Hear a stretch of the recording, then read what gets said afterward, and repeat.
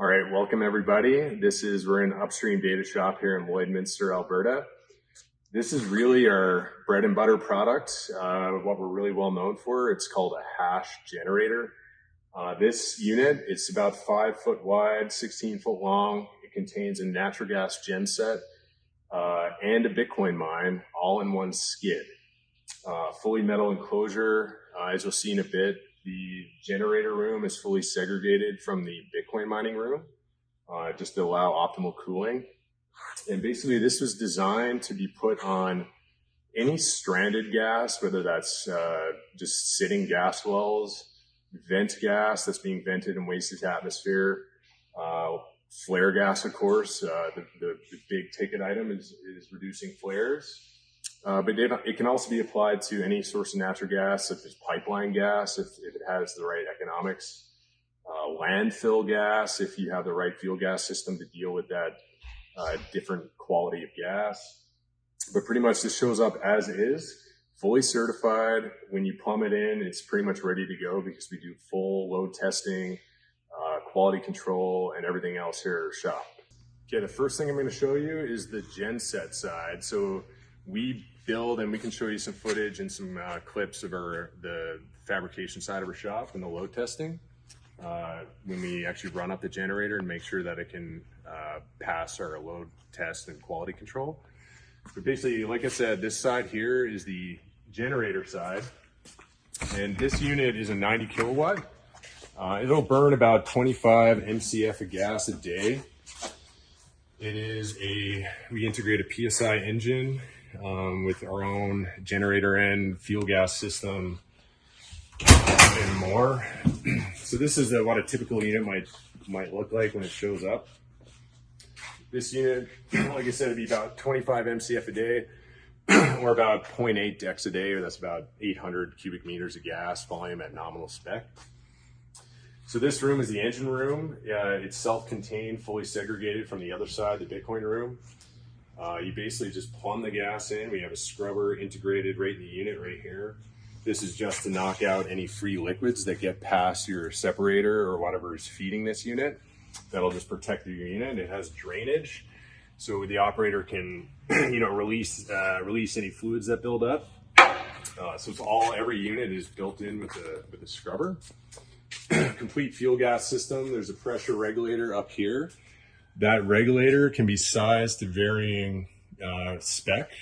So depending on what your upstream pressure is, we can customize what you need there, or you can fit it yourself. It runs into the unit. There's pressure gauges. We have pressure sensors as well, talking to our controller, which we'll talk about in a minute.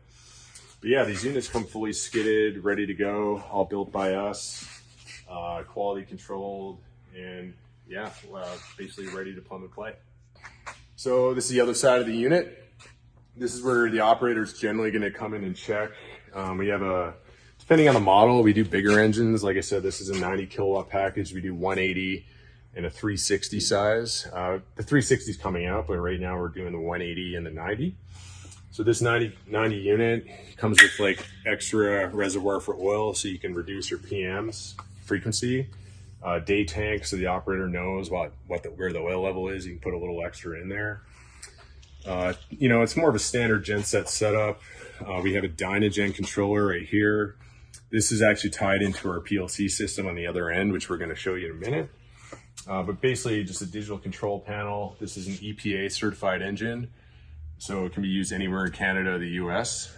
Canadians can even strip off the EPA to save a bit of money, because we're not EPA certified here in Canada.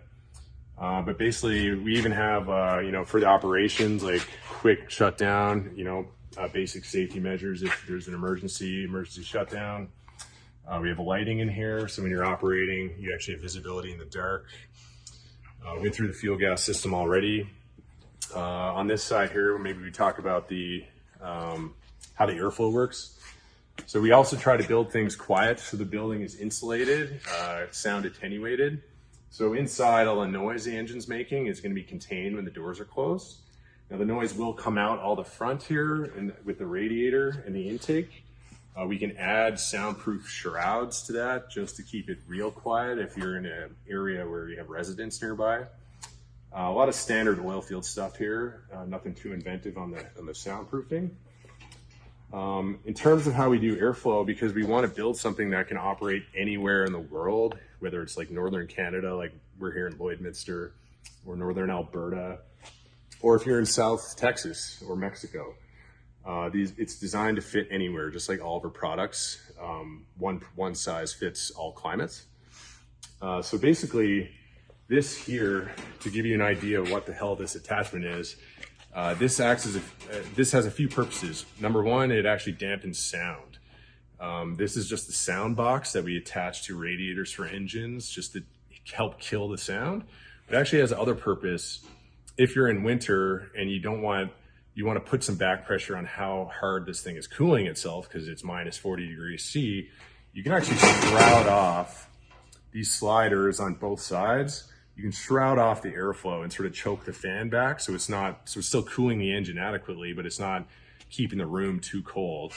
The other thing you can do with this top shroud, the air actually goes in the same face as it exits.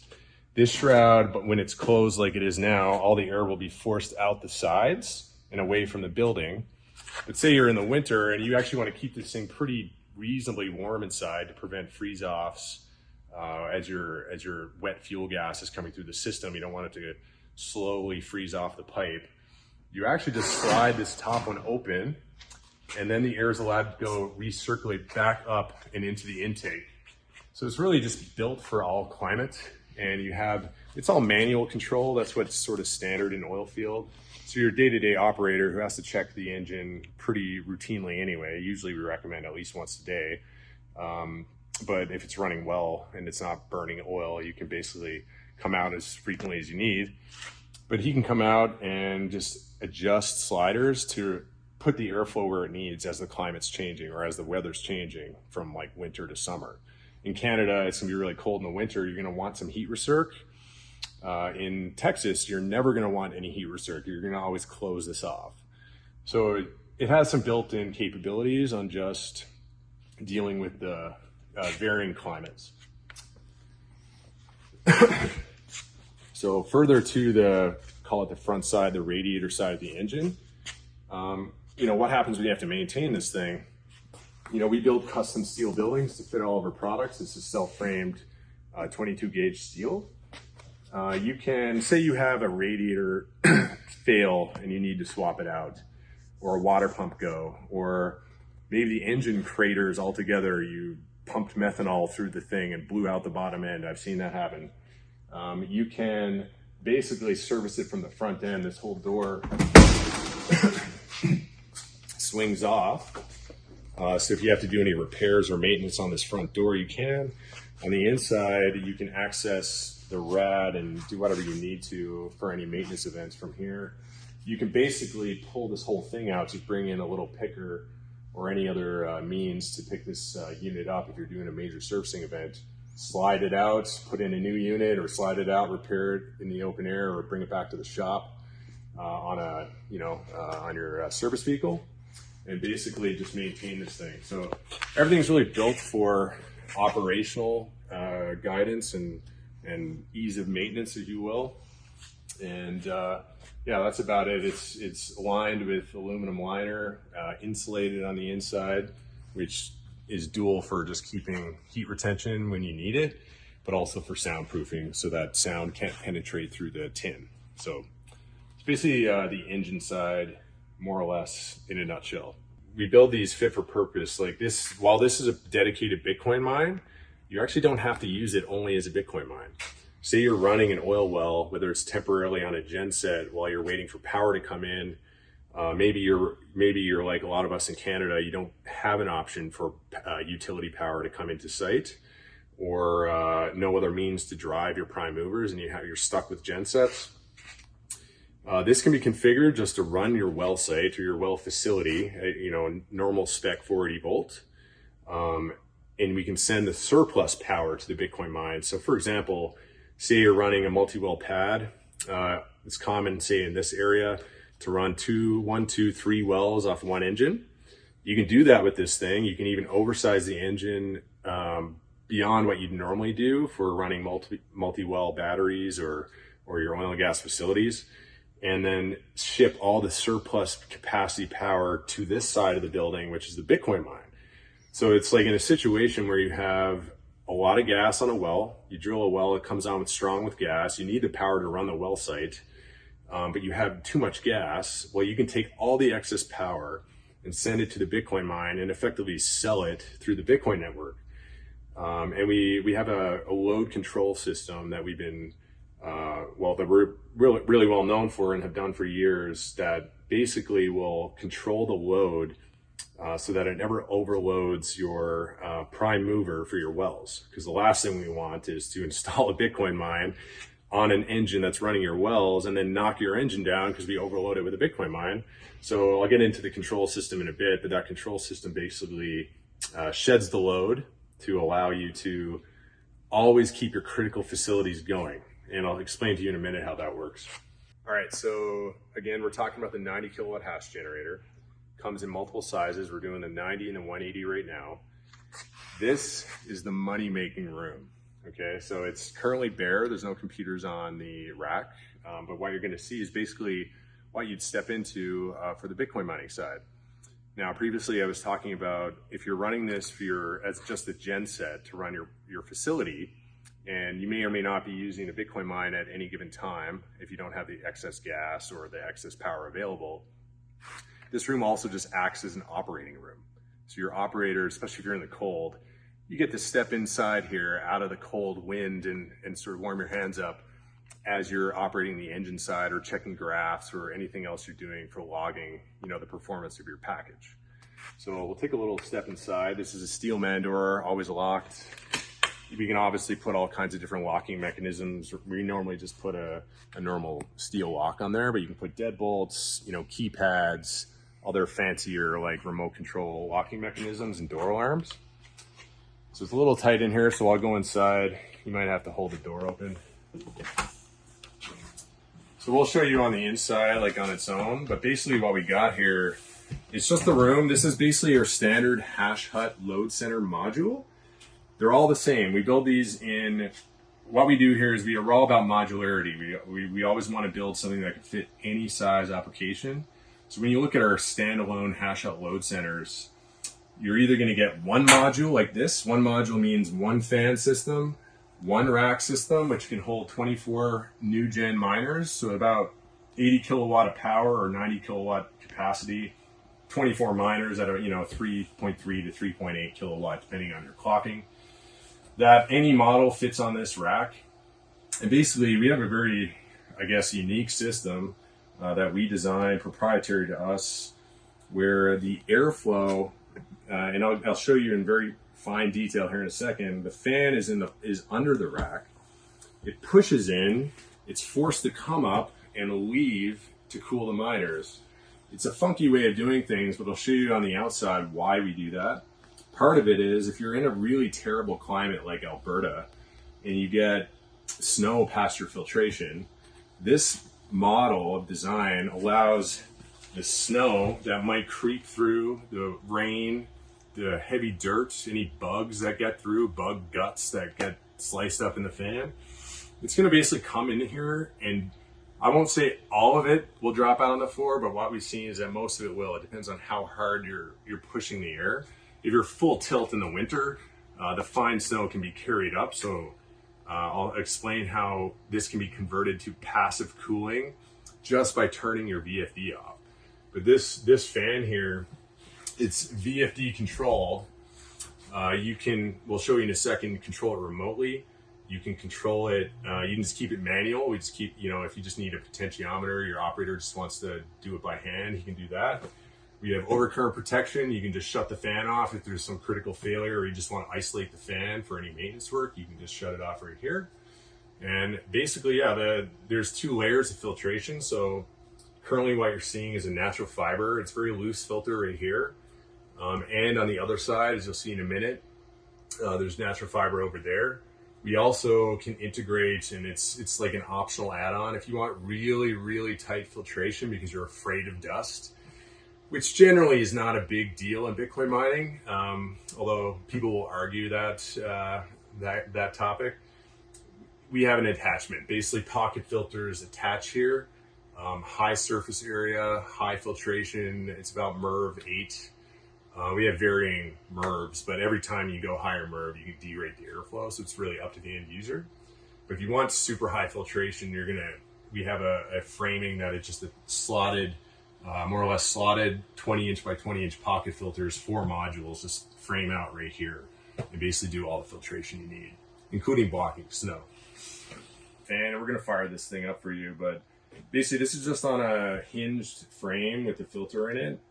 That filter can be removed, like I was saying, to put in the better filtration. But basically, I was saying that this building, we call this a booster fan. So if you're in a hot climate, you're gonna wanna turn this fan on. We have these running in Texas, Oklahoma, Wyoming, North Dakota, in really hot parts of Texas, including West Texas. So these will be running in that climate during the summer.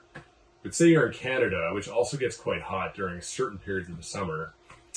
We don't get as hot as Texas, but we do get some days where it's quite warm. You're going to want to run the fan on the hot days, but say you're in the middle of winter. One problem you commonly see in Bitcoin mines that have sort of a on-off fan or just one speed, and we've had this problem in our past iterations, is when you can't control the fan speed and it's only on or off, you can get in a bind where you have to run it all the time in the winter, and it's putting too much airflow into the building, and you can have that problem with snow creep in and damage things when you don't need the airflow. So the really nice thing about our design, if you can see that, the fan is normally open. There's no backdraft dampers here blocking the fans. So say you're in Canada, it's the winter, you don't need this fan on, so you just turn it off. The building has motorized louvers on the back side of this rack over there. That'll stay open while the building's operating, and the miners will pull the air that they need. The miner firmware is already tuned to just draw what it needs. And so you can just turn this off. The building will still operate perfectly in the winter, and you'll conserve power because you're not wasting power in a fan, and you're not risking like damaging anything by blowing stuff in, especially that really pesky fine crystal snow that we get in dry Alberta. You don't have that problem. So it's sort of dual acting, passively cooled when you need it. And then this fan is actually a monster. It's 3 horsepower, 19,500 CFM. It's over 800 CFM per miner. Before your filtration derate. It's way oversized for the rack. And every single module has one massive fan paired with basically a 24 miner rack, and you can always use only the amount of power you need, so you're never wasting power on HVAC, because over here it's out of frame, but there's a temp sensor, and that'll run on automated control if you want it to, which isn't always the best thing to do, but it basically cools exactly the way you need it.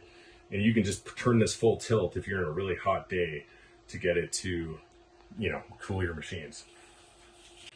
So we got VNC Viewer. It's just a common app for accessing remote systems like control systems and SCADA systems like we're using. Every unit we build, especially going forward, is this all automatically integrated. What you see in the HMI of this PLC box is what you see on your phone. And I'll go through this here in a second, and we'll take some sort of clips of how this HMI system works. There's a little bit of a delay, but basically this is remotely talking through a cellular modem to the HMI. So you can run this entire unit, including start-stop the engine, and I'll go through all that from your phone. It's pretty badass. So just to demonstrate, I'll just start just a little fun thing. I'll just go over here to HVAC. I'll do it through the screen. It's a little more responsive. So I'm on the HVAC page. I'm just going to turn the fan on. And I mean, you can have sort of auto enabled. So it's based on different inputs like temp control, like maybe you're running off a temp sensor or some other factor. You can actually tie it into your miner firmware, like basically your miner management software. If the miners are overheating, you can actually have it, the HVAC fan tuned to that. That's actually the best method because the the ambient pressure sensor over here doesn't always tell you the full story. The minors are sort of the best sensors for how they're performing. But right now, I mean, this is like just a demo. I'll just turn the fan on. 20%, it's on VFD, so it's only barely moving. And as we speed it up, I'll just go right to 100% and stop, because you won't be able to hear me.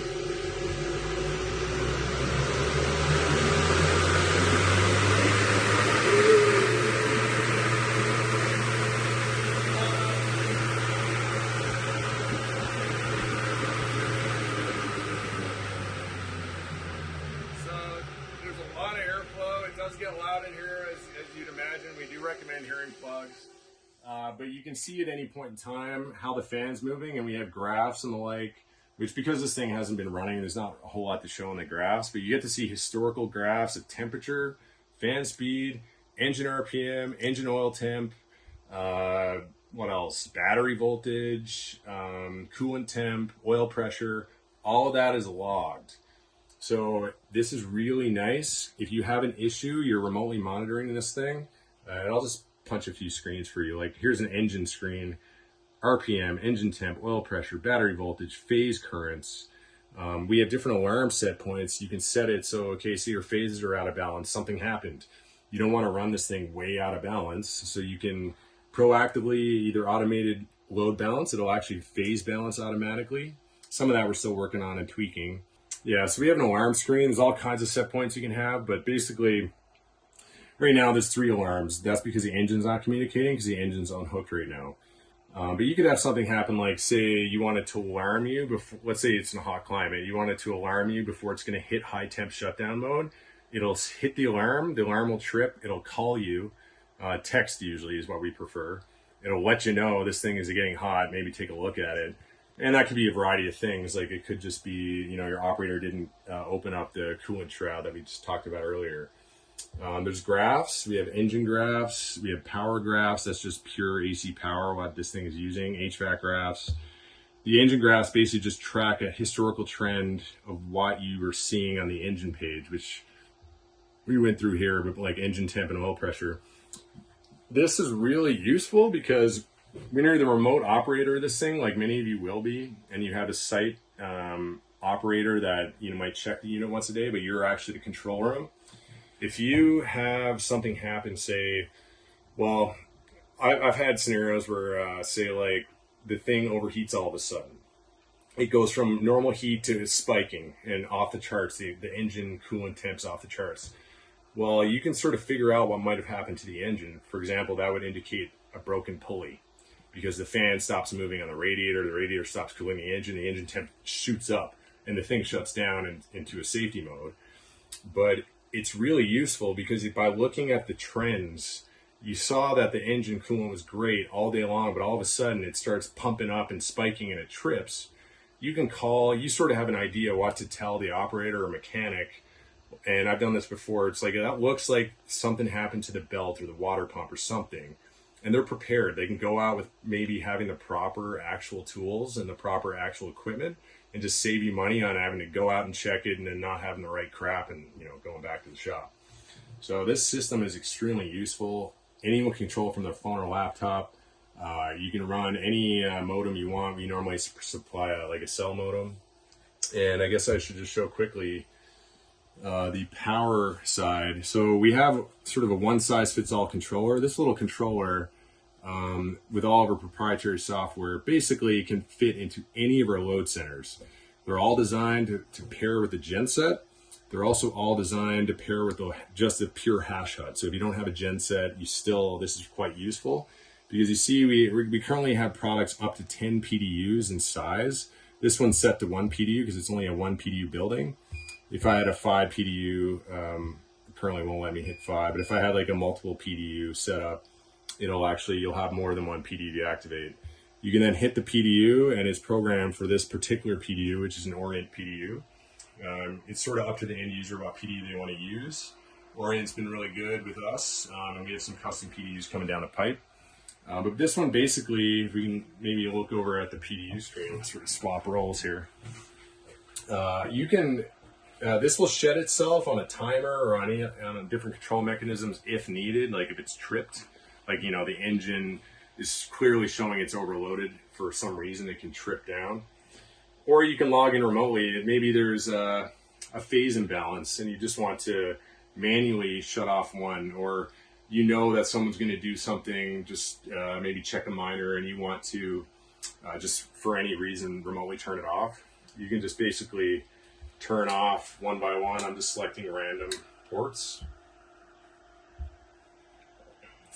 and they'll basically just turn on and off as needed. All of our PDUs are sized to fit our racks. So we have dumb PDU options, smart PDU options. This one is integrated with the PLC, so you can do load shedding through circuit control. So basically, I was saying earlier, if that engine sags, say you lost fuel, the fuel throws off. Well, they can't power the computers anymore because it can't generate the power. It has no fuel. That might be a temporary phenomenon. You might have a burner system or something tied into the same fuel gas system turn on all of a sudden, and you no longer have your fuel. Or maybe downhole something happens to your well. Maybe one well on a pad goes down and you don't have any more gas, or your gas gets cut in half and your fuel pressure drops. This system, and I'm going to go through the PLC in a second, is watching the engine, and basically it's watching a number of factors. It can watch RPM/frequency and do a frequency response, just like we do on the grid. This is how grid operators balance grids, is by monitoring frequency of all the power generation on the grid based on demand. So this does that on a micro system. And frequency sags and engine RPM sags because it's starving for fuel, or maybe it's overloaded because you're running a Bitcoin mine, you're running your oil well, and all of a sudden the oil well is demanding more power, maybe some pumps switch on and whatnot. This is watching everything, this PDU and this controller, mainly the controller, telling the PDU to shed. And it'll shed through circuit control. And we also have another shedding mechanism that is still a little bit in development, but it's through clocking control. It'll suspend or underclock miners. We like this system just for robustness. It just shuts circuits off. Some people don't like the hard start of circuits, which is fine. You can do it through software as well. But these are all built to be extremely robust. We've been doing circuit switching since 2017 for miners, and we haven't really seen any major issues, burning out like PSUs or anything like that. So the load shedding is built into the smart PDU because it's watching the engine. And it might watch RPM, it might watch fuel gas, it might watch some other factor, like some other SCADA system on site, some other input to tell this thing to shed. It can be programmed any way you want. All of our buildings are manufactured by Upstream Data, nameplate, certified. This building, since we did some new tweaks to it, we have to update the certification, but we'll basically put an Intertech fully certified label here. So everything you get from us, as long as it's advertised as a certified building, it doesn't need to be inspected. The inspector can show up, he'll check the label, reference that it's legit, and it's good to go. There's no further inspections because our shop is an Intertech certified shop. Everything we build on the electrical side is certified, or at least anything but new prototyping and the like. We just update our certification. So pretty much anything shipped from us is certified to go anywhere in America. It covers the NEC electrical code, as well as Canada, CSA. And we also build our structures. All of our steel structures are built to CSA A660 standard for steel structures. So when you work with us, you're basically getting fully safetied, fully vetted, certified units.